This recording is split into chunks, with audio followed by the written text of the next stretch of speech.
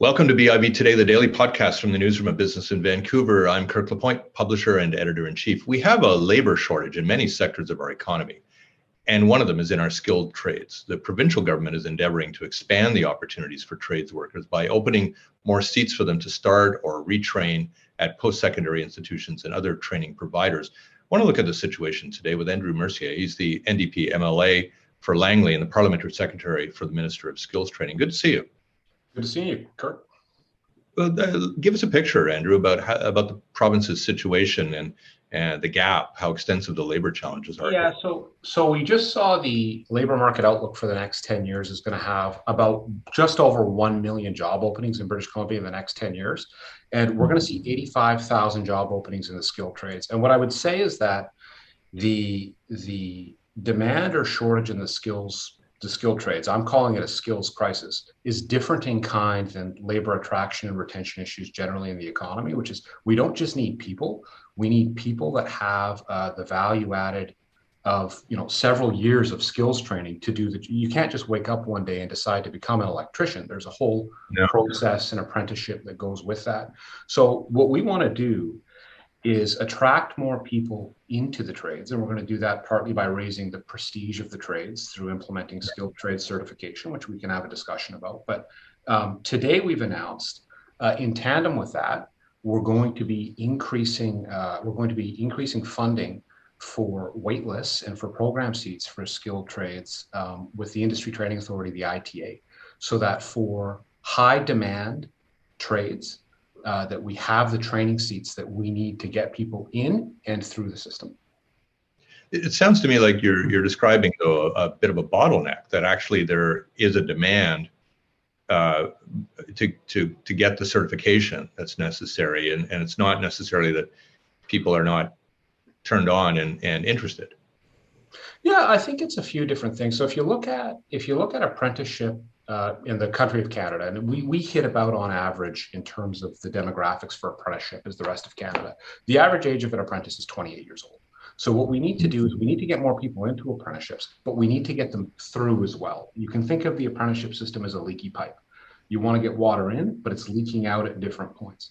Now, over the course of the summer, I engaged with industry, with apprentices, with apprentice sponsors, with uncertified workers, with journey people, with labor unions, contractors, about the apprenticeship system and about making sure there are supports. And we heard loud and clear that that wait list and the time it takes to get into a training seat can be an issue within specific trades. So, for instance, you might have training seats available up north that are sitting empty, but you might have a wait list down here. And so what we want to do is industry is closest and the training providers are the closest to the labor market in this instance. So what we want to do is make sure that we're funding the ITA so that industry can apply for the funds where it needs them.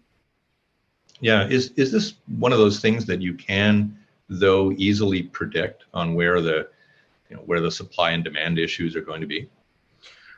Well, I think that, and that's where it comes to labor market outlook, right? Like we've got a pretty good sense of the demand in the economy. Like in many ways, the economy is booming, and that's where this variety of issues stems from. There are some people that would say this is a good type of problem to have because it means we have a lot of work, but it also means we need to be more focused on productivity to make sure that we're getting as much out of our labor pool as we can. And we know that skilled workers are more productive, more resilient workers. But no, we have a lot of work. We have two major industrial projects going on right now, LNG Canada and Site C. You've got the housing market competing for skilled trades. And what you have, and this is the part I think that is really critical, you have a generation that is about to retire. So of the 85,000 job openings in the skilled trades over the next 10 years, about 70% of those are from retirements. So we're about to lose a generation of journey people to bring up the next generation of apprentices. So we need to get people in now. We need to be focused on waitlists now. We need to be focused on flexible learning now, so that we're set for the next 10 years, because we need to take advantage of the opportunity that all of this work that's happening in our economy right now brings. I remember somebody in the construction industry once telling me that really what we needed in our province was about 1 in 6 high schoolers graduating somehow into the trades, into secondary, and yet we were, we had about 1/10 of that or something like that. How big is the gap, do you think? Melanie Mark used to always say when she was the Minister of Advanced Ed and Skills Training, we need to get away from this notion that I've got two kids, one of them smart and one of them's in the trades. The trades are a prestigious occupation. It takes a lot of intelligence, analytical skill, and ability to be an electrician, to be a pipe fitter, to be a plumber, to be a carpenter. So we need to raise the prestige of the trades. So we released two reports, one on the Indigenous consultation we did, one on the general consultation that I just spoke about. Over the summer. And one of the things we found is that 75% of parents that we asked said they were more likely to encourage their kids to get into the trades if a red seal is a requirement of that trade. We anticipate, and like I said, this waitlist funding and support funding is aimed at the trades that we're going to make red seal a requirement for. We anticipate conservatively that it'll boost apprenticeship registration by about 7% annually. And that comes out of our business case where we contracted PricewaterhouseCoopers to do some labor market data for us. So it's part of a strategy to increase participation in trades training. It's not a silver bullet. It's not the only thing that we need to do, but it's an important thing. Yeah, obviously during the pandemic, we've heard people say, oh, we need more people in healthcare. And yet, we all know that you can't just snap your fingers and this afternoon have a bunch of new doctors and nurses and people on the scene. How long are we talking about here in terms of a process where you can put out some new economic benefits to this and pour a bit of money into skills training and seats and all that before we really see out the other side the arrival of a lot of new certified tradespeople? Well, I think it depends on the trade. So I would say that first with a caveat that the training is different for every trade. But if you looked at an apprenticeship like electrical and a 4-year apprenticeship, that you're a journey person after you've completed that. So we want to make sure that you're not waiting around for a trades training class in between level 3 and 4. That there's one available for you, which is part of the rationale for the funding. But right now, we can see the benefit fairly quickly because we have so much work going on in such a demand that if you are looking to get into the trades, I characterize it at the beginning as a skills crisis, which if you're looking to hire journey people right now, try getting a plumber, like you understand how tight the market is. But if you are looking, if you're a young person looking to get into the trades, this is a perfect opportunity to get into a rewarding career that's also going to make you a whole ton of money. They're well-paying, family-supporting jobs that you can buy a house with, right? Stable, long-term jobs that also, in a lot of ways, offer you an opportunity once you've done your apprenticeship, maybe some early participation at a company also offers you the opportunity to run your own business, right? It's one of the few. You go look at any fabrication shop, any contractor, those are all tradespeople that have gotten into business because the skills they need to do estimates and the skills they need and the project management skills they need lend themselves to that. And it's an entrepreneurial group of people. Sure. Well, and obviously goes, they schedule, half days and quarter days and full weeks and that kind of thing. It's, it really can be quite a serious amount of productivity. So your announcement today is for a $5 million boost to all of this. I guess it comes a little later on this spring when there's some legislation to enact that or whatever. How soon do these funds really start to have an effect? We're working to initiate funding applications now for training providers, and I would encourage any of your listeners or viewers to reach out to the Industry Training Authority. If they're training providers, reach out to the Industry Training Authority. And the funds can also be used for refresher courses or upgrades for people looking to get back into the trades or looking to refresh their skills. That'll be there as well. Do you have an estimate of what it means in terms of new seats? So like I said, every trades training seat is different. And so it really depends on how it's accessed by industry and by training providers. in terms of how, like, I can give you an example, like an electrical, a year one electrical cohort with 16 people, that's 10 weeks long, 16 students would have about $30,000 per intake, would be about the ITA level of subsidy. So it really depends on who's applying and what they're using it for, but it will be significant. And I should say, in addition to the $5 million, something that's as significant, I think, is the addition of 5 new apprentice advisors at the Industry Training Authority. And those are, we currently have 20 located throughout British Columbia. So this will be three new ones in the Lower Mainland, one in the Southern Interior, one in the Northern Interior.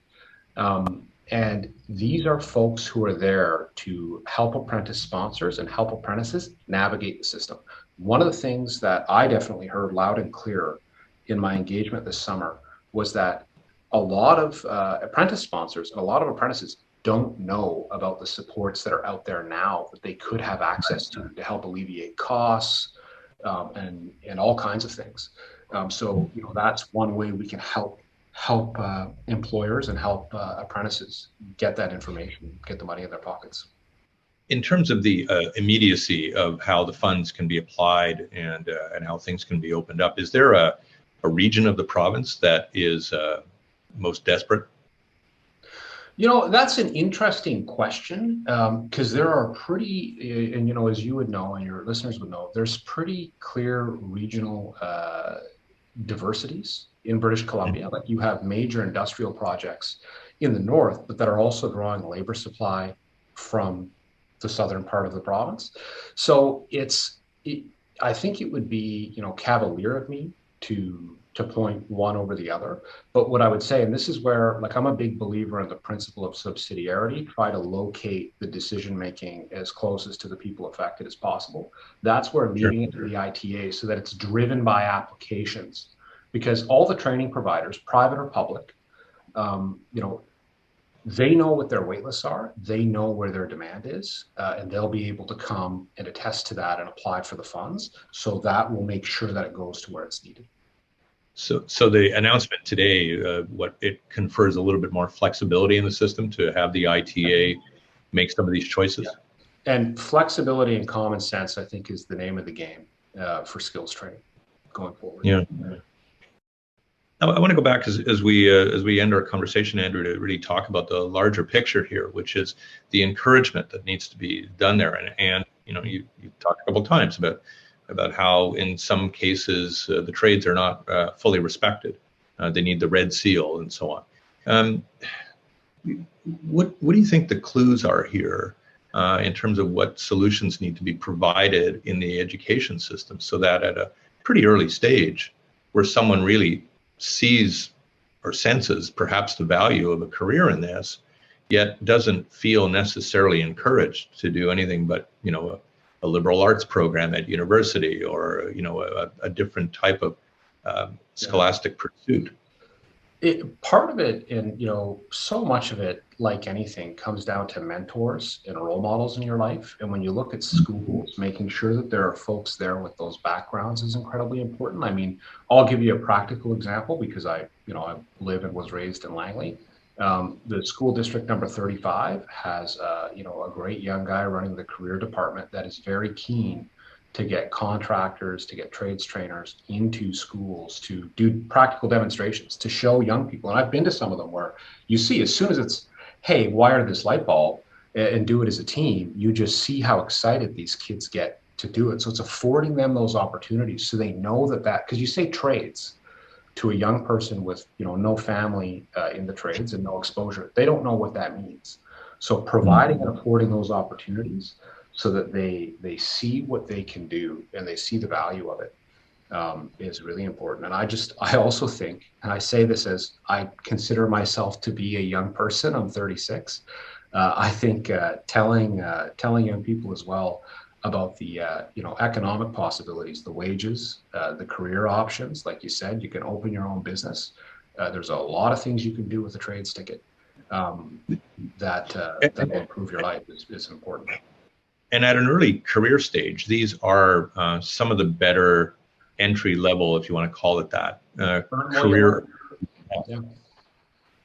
Yeah, it's earn while you learn, right? You spend 80% of your time on the job, 20% of your time in class, and to be frank, it's the most financially supported um, education you could have in this country, Mm. in terms of coming out without debt.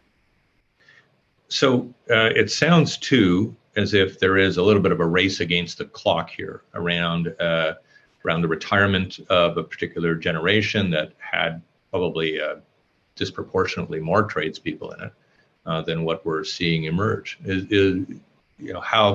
it going to be kept up to? Well, and I think what we need to do is we need to do a few different things. And like I said, there's no one silver bullet. We need to be seized of it across the board. In industry definitely is, and government is. So one part of it is raising the prestige of the trades. That is very real, and encouraging young people to get into it, encouraging their parents to encourage them to get into it. Mhm. But the other side of it is completion, right? And you see this across Canada. Completion rates hover around just below 50% across the country. And so we know there's a link between support and completion. I've heard that through all the roundtables I did over the summer.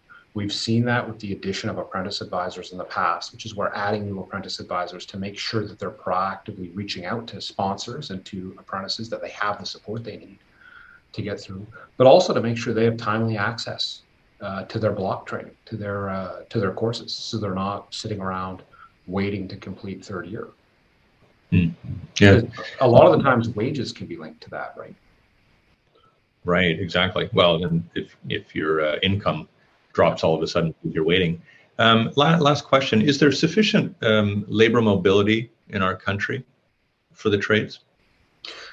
Well, that's the whole purpose of harmonization with the Red Seal and the interprovincial exams, is to allow labor mobility. What I would say to you is that the economic outlook of British Columbia, and what I mentioned in terms of trades and industrial projects, is something you're seeing in Ontario and Quebec too. So whereas in the past, we would see a lot of workers come from, say, the Maritimes, bring the Red Seals over and work on projects here and go back. Those workers are stopping in Toronto right now because of the amount of civil projects going on, that the Ford government and the federal government is funding, and the same with Quebec, right? I've lived in the Maritimes. People want to be close to home when they're over there. So what we need to do is really make sure that we're focusing on training up British Columbians. Interprovincial mobility, it's real, it's there. Everything like skilled trade certification has to comply with TILMA, the labor mobility agreement, as between the provinces, and that's why we call it a journey person. But we really need to focus on our own backyard and training people up here. Great conversation, Andrew. I really thank you for your time today. It's been very insightful and hopeful as well. Thanks for your help. Thanks for having me. Anytime, Kirk. Andrew Mercier is the NDP MLA for Langley. He's a parliamentary secretary for the Minister of Skills Training. I'm Kirk LaPointe, publisher and editor-in-chief at BIB. Thanks a lot for watching.